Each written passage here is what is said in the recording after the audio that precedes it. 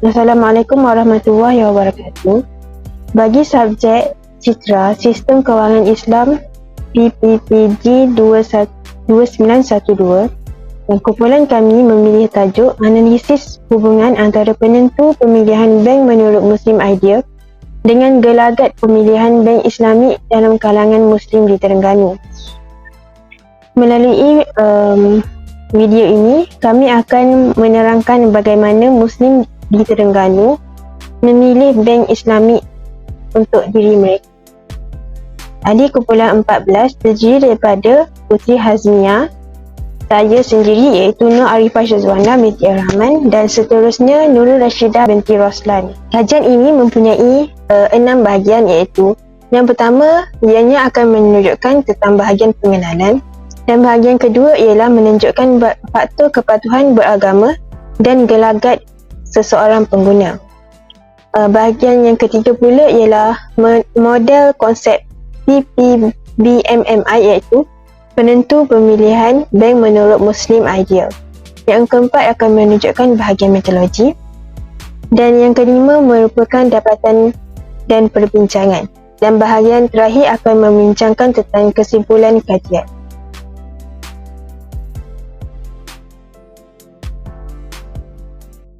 Bagi bahagian pengenalan, konsep penggunaan. Kepenggunaan ini merupakan bukan sahaja urusan makan dan minum, tapi ianya juga termasuk dalam urusan perbankan kepenggunaan dalam Islam, iaitu ia mempunyai had dan etika yang tertentu yang berlandaskan Al-Quran dan As-Sunnah melalui hukum dan disiplin akhlak.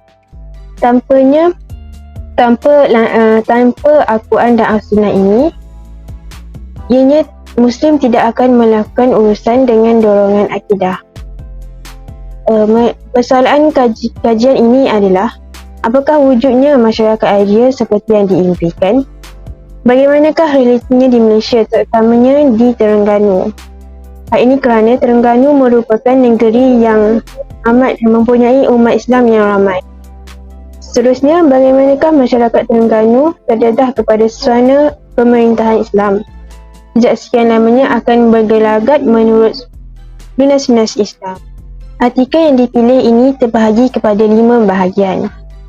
Bahagian yang pertama ialah menunjukkan kesan faktor kepatuhan beragama terhadap gelagat pengguna. Bahagian yang kedua ialah menunjukkan justifikasi perlunya dibina model konsep kajian yang dikenali sebagai PPBMI dan seterusnya tentang model konsep kajian. Yang ketiga menunjukkan tentang metodologi kajian. Yang keempat menunjukkan dapatan dan perbincangan. Yang terakhir melampirkan tentang kesimpulan. Bagi faktor kepatuhan beragama dan gelagat pengguna pula, dari aspek budaya, ianya berpengaruh dalam menentukan personaliti bagi gelagat manusia. Seterusnya, konstruk agama ini agak menonjol dalam menentukan tindakan manusia. Melalui kajian ini, agama dikatakan berbeza dalam kajian yang berfokuskan Islam dan lazim. Agama berbeza menurut sarjana bukan Muslim dan sarjana Muslim. Menurut sarjana bukan Muslim, agama dianggap merupakan satu kepercayaan kepada Tuhan tanpa kaitan dengan aspek kehidupan yang lain. Agama juga terhad kepada perkara-perkara yang bersifat aktiviti dan upacara. Keagamaan ia juga terhad kepada perkara-perkara yang bersifat aktiviti dan upacara keagamaan juga tertakluk kepada tempat dan masa tertentu. Lain pula bagi sarjana Muslim. Sarjana Muslim beranggap bahawa agama diyakini sebagai satu cara hidup yang lengkap atau al-din, mencakupi bagi setiap aspek dalam kehidupan manusia. Seterusnya, agama juga dikategorikan sebagai sub-budaya dalam konteks kajian tentang gelagat pengguna. Oleh itu, semua model gelagat pengguna yang agak berpengaruh menetepikan peranan agama terhadap gelagat yang ditunjukkan oleh pengguna. Ia juga mempamerkan keterbatasan agama sebagai satu yang boleh ubah dalam model-model gelagat pengguna. Seterusnya, dalam kajian yang dipilih, telah menyatakan tentang apa itu Islam. Islam berdiri sendiri, kata penyelidik tersebut, bahkan mendahului aspek kebudayaan dalam kehidupan manusia. Islam bukan sekadar agama anutan yang diraihkan mengikut upacara-upacara tertentu. Muslim juga mengamalkan nilai-nilai Islam dalam setiap perkara berasaskan keyakinan dan kepercayaan kepada Allah SWT.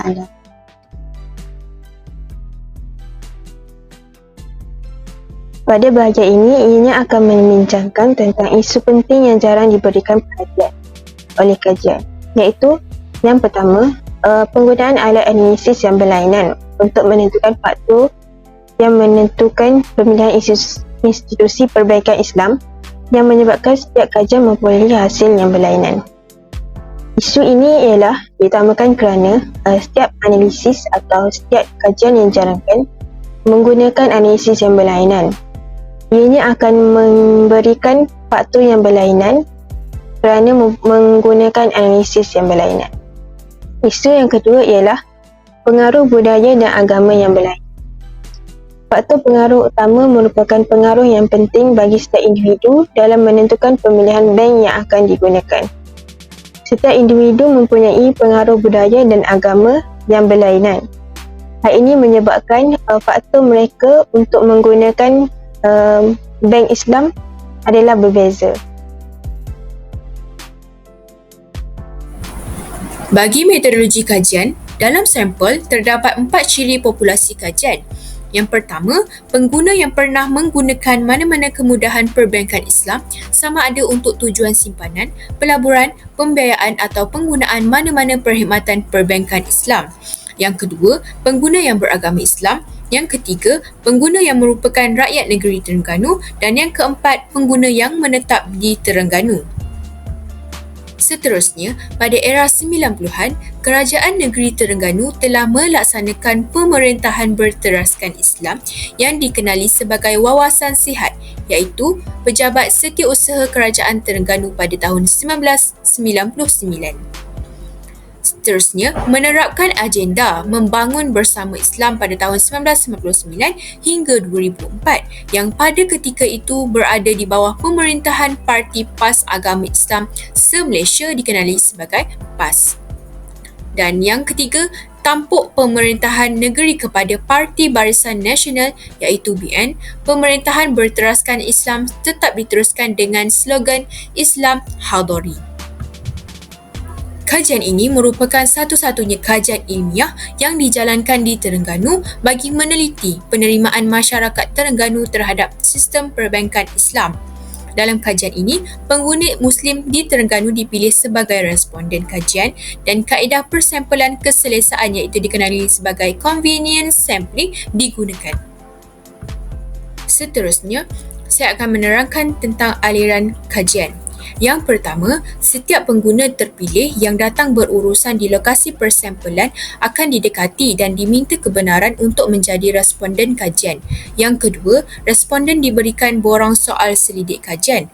Yang ketiga, 400 responden ditemui di 14 buah institusi terpilih di seluruh Terengganu.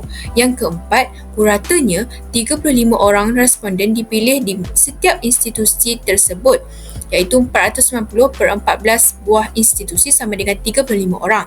Dan yang kelima, 490 borang soal selidik yang diedarkan, hanya 429 borang soal selidik telah memenuhi syarat untuk dianalisis.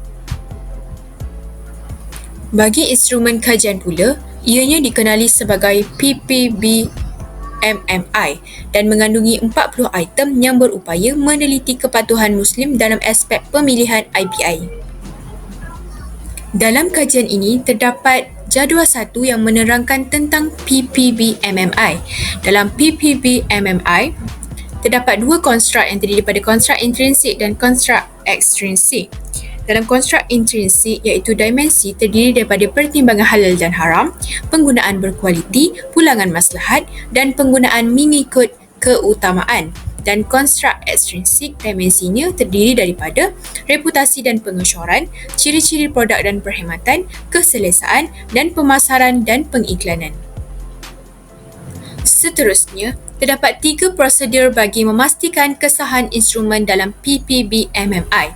Yang pertama, kesemua tema dan pernyataan spesifik dihimpunkan dalam satu kerangka konsep. Ia dibawa kepada sekumpulan pakar untuk diteliti ketetapannya menurut maksud kajian.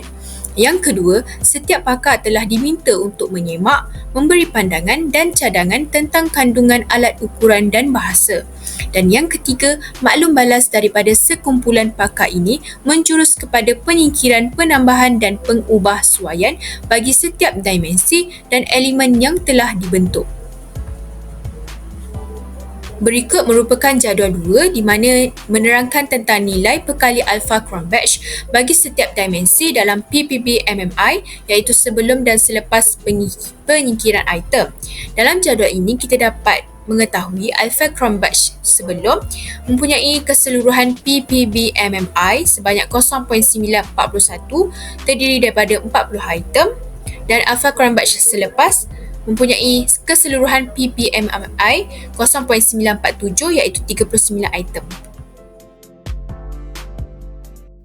Seterusnya kita masuk pula kepada dapatan dan perbincangan. Berdasarkan jadual, analisis demografi dilakukan terhadap 429 orang responden yang menjawab soal selidik ini. Profil responden dibahagikan mengikut umur, jantina, taraf perkahwinan, tahap pendidikan, kerjaya dan pendapatan kasar isi rumah setiap bulan. Jadual menunjukkan analisis demografi responden yang melibatkan seramai 429 orang responden. Responden yang paling tinggi menjawab soal selidik ini adalah lelaki iaitu seramai 225 orang dan selebihnya adalah perempuan iaitu seramai 204 orang sebanyak 47.6%. Responden yang berumur 20 hingga 30 tahun menunjukkan bilangan yang paling ramai yang menjawab soal selidik ini iaitu seramai 244 orang bersamaan dengan 56.9%. Responden yang berumur kurang daripada 20 tahun adalah seramai 21 orang iaitu sebanyak 4.9%. Selebihnya adalah responden yang berumur 31 hingga 40 tahun iaitu seramai 85 orang dan responden yang berumur 41 tahun ke atas adalah seramai 79 orang bersamaan 18.4%. Taraf perkahwinan responden yang paling tinggi adalah yang masih bujang dan sudah berkahwin. Responden yang masih bujang adalah seramai 219 orang dan yang sudah berkahwin adalah seramai 202 orang sebanyak 47.1%. Manakala responden yang duda atau janda adalah seramai 5 orang dan balu adalah seramai 3 orang. Tahap pendidikan tertinggi responden yang paling ramai adalah pada tahap diploma iaitu seramai 147 orang bersamaan 34.3% dan kedua tertinggi adalah pada tahap MCE atau SPM atau STAM iaitu seramai 112 orang bersamaan dengan 26.1%. Diikuti dengan responden pada tahap ijazah sarjana muda iaitu seramai 64 orang dan STPM seramai 45 orang. LC, SRP dan PMR dan ke bawah adalah seramai 36 orang. Ijazah sarjana dan ke atas adalah seramai 13 orang dan terakhir adalah pada tahap sijil iaitu seramai 12 orang bersamaan dengan 2.8%. Tahap pekerjaan responden yang paling tinggi adalah kaki tangan swasta sokongan iaitu seramai 95 orang bersamaan dengan 22.1%. Majoriti responden mempunyai pendapatan kasar isi rumah bulanan sebanyak RM1,001 hingga RM2,000 iaitu seramai 112 orang bersamaan dengan 26.1%. Jadual seterusnya menunjukkan hubungan antara pemilihan IPI dengan PPB-MMI. Maksud daripada setiap singkatan adalah pertimbangan halal dan haram PHH, penggunaan berkualiti PQ, pulangan maslahat PM, penggunaan mengikut keutamaan PU, reputasi dan pengesyoran RP, ciri-ciri produk dan perkhidmatan ciri, keselesaan SEL, pemasaran dan pengiklanan PP.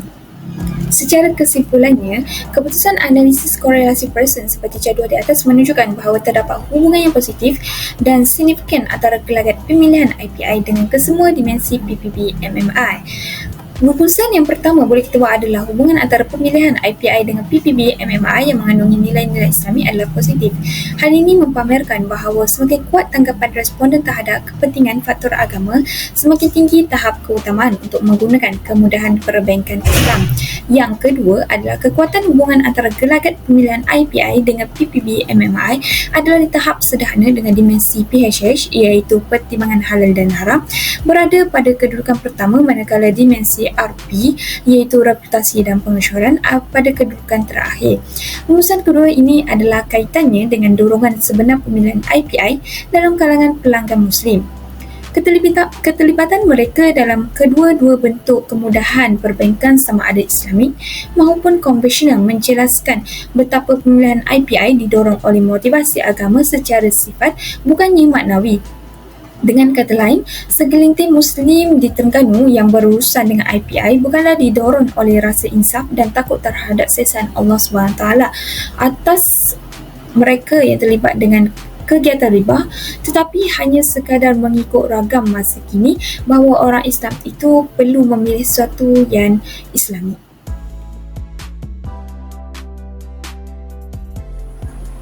Kesimpulan yang dapat dibuat daripada kajian ini menerangkan tentang hubungan antara gelagat pemilihan IPI dengan PPB MMI telah memperlihatkan dua perkara penting.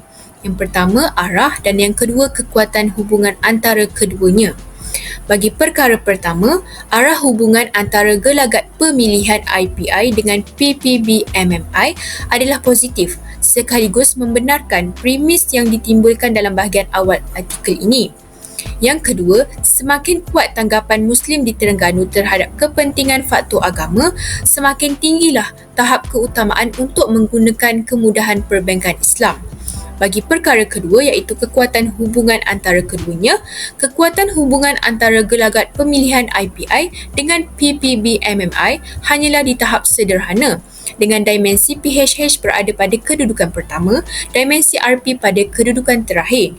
Segelintir Muslim di Terengganu yang berurusan dengan IPI bukanlah didorong oleh rasa insaf dan takut terhadap siksaan Allah ke atas mereka yang terlibat dengan riba, tetapi hanyalah sekadar mengikut ragam bahawa orang Islam perlu memilih sesuatu yang Islami. Seterusnya, hasil daripada kajian ini, impian untuk melihat masyarakat yang Muslim yang ideal masih belum dapat direalisasikan sepenuhnya lagi. Yang kedua, masih terdapat pengguna Muslim di Terengganu dikategorikan sebagai kumpulan tidak patuh syariah yang hanya menggunakan kemudahan perbankan konvensional dan kumpulan kurang patuh syariah yang menggunakan kedua-dua kemudahan perbankan. Dan yang ketiga, terdapat sebilangan pengguna Muslim di Terengganu berurusan dengan IPI bukan kerana matlamat ibadah tetapi hanya sekadar mengikut budaya semasa. Sekian, itu sahaja daripada kumpulan kami. Terima kasih.